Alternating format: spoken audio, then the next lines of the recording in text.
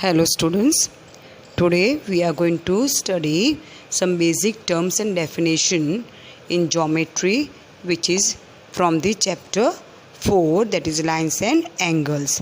So the first term what we are going to study is a line segment. So if you see over here, this is a line segment. Okay, line segment is a part of a line with two endpoints is called a line segment. So if you see over here, this is a line and this is line segment AB. It is a part of a line. Okay, line segment AB can be written as AB and a line above it. It can be even named as, instead of line segment AB, you can also name it as line segment BA. The next terminology is ray. Ray is a part of a line with one endpoint, correct? And it is denoted by ray AB. So the one which is endpoint is written first and the other point will be written over here. Line, just as we had written line segment AB, it could be written as line segment BA, but over here we cannot, this was equal to, correct? But over here we cannot write line segment AB, ray AB is not equal to ray BA, because over here the endpoint becomes A, while over here it is endpoint becomes B. So if we say ray BA, then it is going to be from here on this side. So this particular portion won't be there in ray AB, correct? So ray AB is not equal to ray BA. Clear, students? The next is collinear and non-collinear points. Students, if there are more than 3 or more than 3 points, if they are on the same line, then they are said to be collinear points. So if you see over here you are having line and on that you are having the points P, Q and R, correct? So this P, Q, R are said to be collinear points. But if you see over here, points B, C and A, B and C are on the one line, but A is out of that. A and B are on one line, but C is out of that. A and C are on one line, but B is out of that. So when we consider A, B, C, then they are said to be non-collinear points. Now, if we put another point somewhere over here, say, and we write A, P, Q, R, S, if we count all the four together, P, Q, R, S, then we say it is non-collinear point, correct? But only P, Q, R, then it will be collinear point. Okay, so if we add one point over here, that is S, then P, Q, R, S are non-collinear. Clear? So if the points lie on the same line, then they are said to be collinear, and if they do not lie on the same line, then they are said to be non-collinear points. Okay, the next term is angle. You can see over here I have already drawn the angle for you, ABC. You can see there is ray BA and there is ray BC. Now ray BA and ray BC are having a common endpoint. Okay, so this ray BA and ray BC are called arms of the angle, and the common endpoint is said to be vertex of the angle.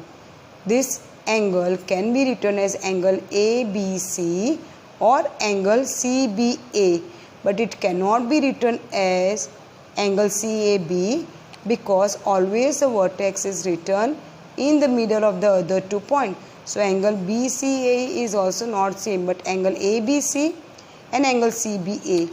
B is the vertex, so they are one and the same. Clear? And it is denoted by this particular angle. Okay, now let us talk about the types of angle: acute angle, obtuse angle and right angle. You already studied about it, so I won't talk more on this. Acute angle, students, this is a 90 degree. So the angle which is less than 90 are all acute. Over here angle DCB is an acute angle. Okay, while angle which are having measurement more than 90, that is all the angle on this side, are called obtuse angle. So here if we see FCB is obtuse angle, but if we talk ACF, that is this particular angle, then it will be acute because it is less than 90. Clear? When it is 90, exact 90, then it is called right angle. Clear, students? Then straight angle. Straight angle meaning is when the two arms of the angle is in the same line. That is, the measurement of the angle is equal to 180. Then it is said to be straight angle.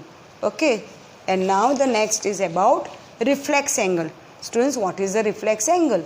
That is, suppose this is the angle given to you. That is angle A, B and C. Then the remaining part of this angle ABC is called reflex angle of ABC. This is actually the angle ABC. So the remaining part in the whole circle, this part that is I have drawn over here, that is called reflex angle of ABC. Is that clear? So reflex angle is an angle which is more than 180 and less than 360. So the complete circle is 360. The next term is complementary angle and supplementary angle. Complementary angles are those angles whose total sum is 90. Okay? While supplementary angles, as you all know, the sum of the two angle is 180. Okay? If sum of the three angle is 180, you can't say they are supplementary. Remember, we are talking over here the pair of angles, so it can be only 2, not more than 2. Okay, students? The next is adjacent angle. Students, over here you can see there are two angles, angle 1 and angle 2. Angle 1, that is angle DBC. 2 is your ABD. If you see over here, angle 2 and angle 1, they are having a common vertex, that is B. And they have a one common arm, that is BD. But the other two arms, for angle 1, the arms are BD and BC. For angle 2, arms are BD and BA. But BD is common, while the other two arms, that is arm BC in angle 1 and arm BA in angle 2 are different. So adjacent angle are two angles, okay, which are having a common vertex, a common arm, and their non-common arm, that is this and this, are on different side of the arm, that is on this side and on this side. It cannot be over here. Even if I draw angle, say arm BA over here, then this angle and this angle is not going to be there. The common arm will change, that is arm BA will become common arm. So the uncommon arm has to be on the either side of the common arm. Clear? The another is vertically opposite angle. Vertically opposite angle is always found when the two lines intersect with each other. So you have angle 1, angle 2, angle 3 and angle 4.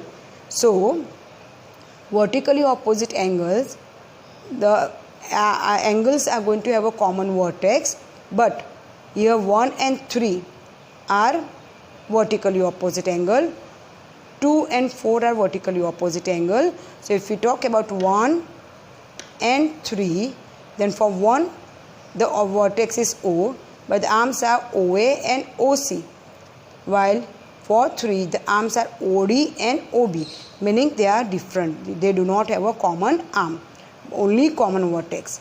Clear?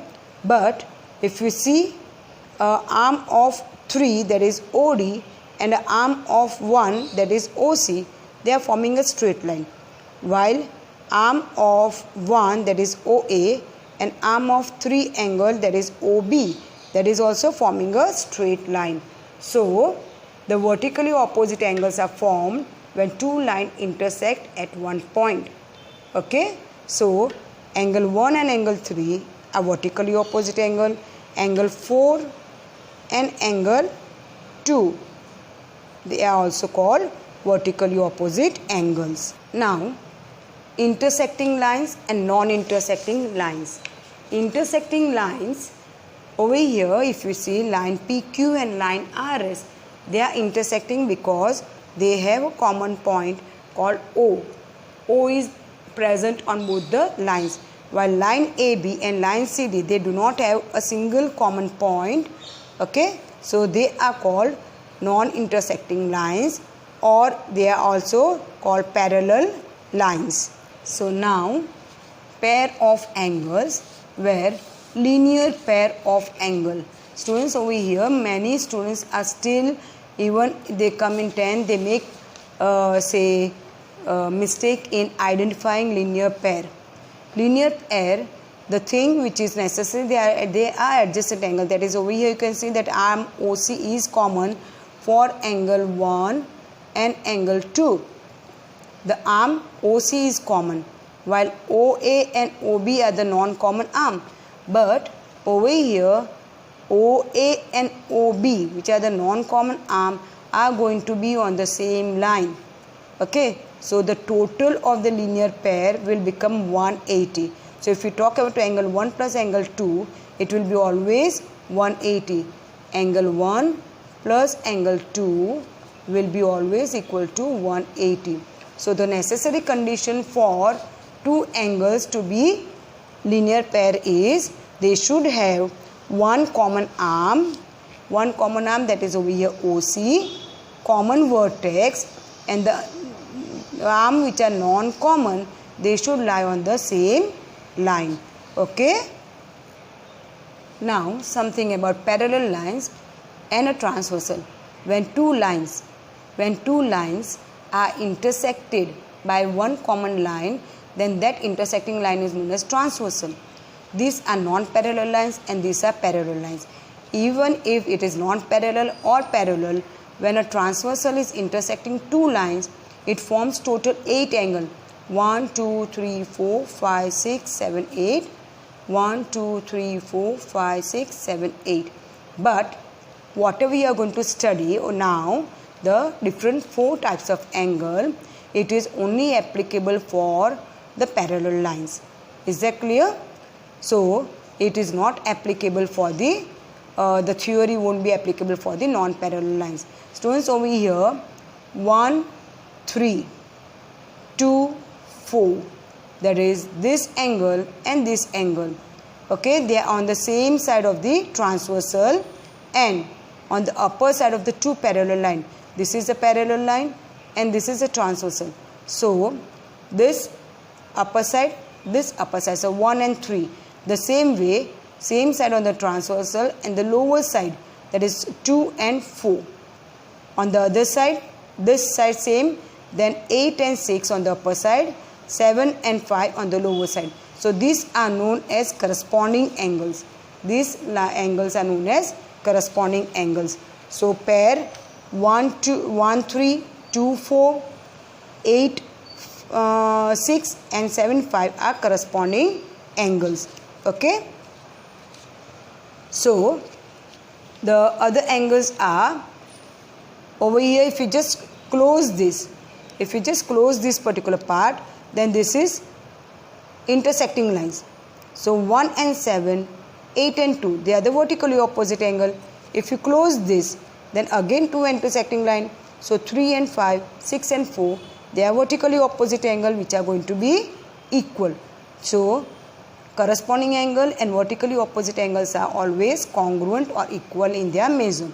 Now they are on the either side of the transversal but within the parallel line, meaning 2 and 5, 7 and 3, they are called alternate interior. दो line के बीच में, so interior. So 2 and 6, sorry, this is 6, this is 2. So 2 and 6 and 3 and 7. Okay, they alternate यानी कि either side, interior यानी कि दो line के बीच में. They are called alternate interior angle, and the total sum of the two, angle 2 plus angle 3, they are going to be 180, meaning they are supplementary of each other. 7 and 6 also will be supplementary angle. The total is 180. Students, this can be possible if a transversal is intersecting the parallel line more than 2 in number. So over here you can see 1, 2 and 3. Okay, then all these are the corresponding angles, then they will be congruent to each other. So the same rule is applicable even if a single transversal is intersecting more than one parallel line. Over here, this line, this and this, that is line L, M and N, they are parallel to each other. Okay, so L parallel M parallel N and T is a transversal, then all the points what we just discussed is applicable over here. And the last 2 points, angle sum property of a triangle, you have already studied that over here. Triangle XYZ is a given triangle where angle 1 plus angle 2 plus angle 3 will be always 180. Okay, so that is the angle sum property of a triangle. Now something about the exterior angle.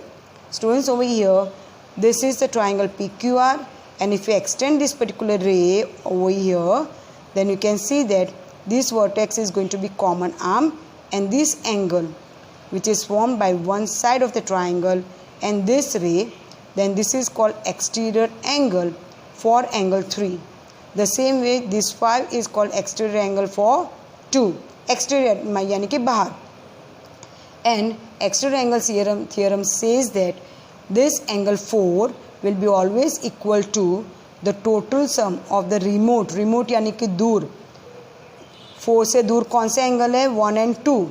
3 तो नज़दीक है. सो 4 से जो दूर angle है यानी कि 1 and 2, so angle 4 will be always equal to the total sum of angle 1 and angle 2.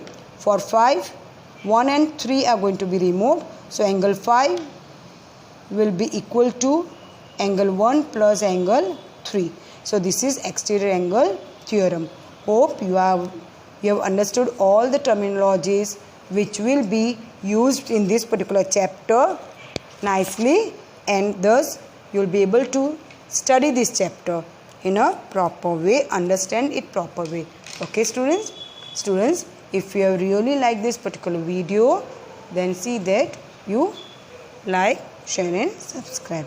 Okay, bye till we meet next.